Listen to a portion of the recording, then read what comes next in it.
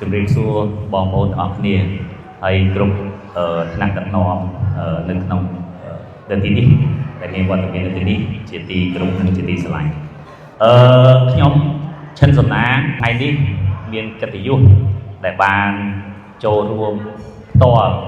ជាមួយពុកម៉ែបងប្អូនបងប្រុសប្អូនស្រីទាំងអស់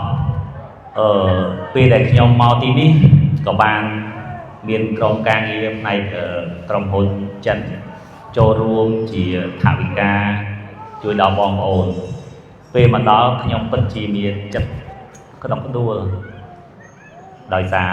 ប្រទេសយើងជួបនៅបញ្ហាសង្គ្រាមជាមួយប្រទេសថៃ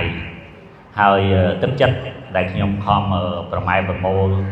ទាំងថវិកាផ្ទាល់ខ្លួនហើយនឹងថវិការបស់អ្នកវិនិយោគមិនមែនតែមួយកន្លែងទេមានច្រើនកន្លែងគាត់អត់ដែលបានភ្លេចពីទុក្ខធុរៈបងប្អូនទេ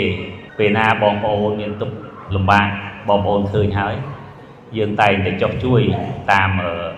កម្លាំងនិងលទ្ធភាពហើយថ្ងៃនេះដោយសារដោយលោកអភិបាលស្រុកមានប្រសាសន៍យើងអត់មានពេលវេលាពេកដោយសារត្រូវចេញទៅកន្លែងផ្សេងទៀតថ្ងៃនេះពិតជាមានក្តីឃើញបងប្អូនទាំងអស់ខ្ញុំក៏មានក្តីលំបាកអញ្ចឹងខ្ញុំមានតែពាក្យថាទី1ជូនពរបងប្អូនដែលបានមកចូលរួមនៅទីនេះទី1ថែរក្សាសុខភាពអ្នកខ្លះមានស្វាមីអ្នកខ្លះមានឪពុកកំពុងតែឈរជើងនៅតាមបណ្ដោយព្រំដែនទាំងអស់អញ្ចឹងគាត់បូជាសាច់ស្រស់ឈាមស្រស់ការពារប្រទេសយើងអញ្ចឹងសូមវត្ថុស័ក្តិសិទ្ធិនៅទីនេះជួយតាមថែរក្សាពួកគាត់ឲ្យបានសុខសប្បាយមកជួបជុំគ្រួសារហើយសង្ឃឹមថាបងប្អូននៅទីនេះ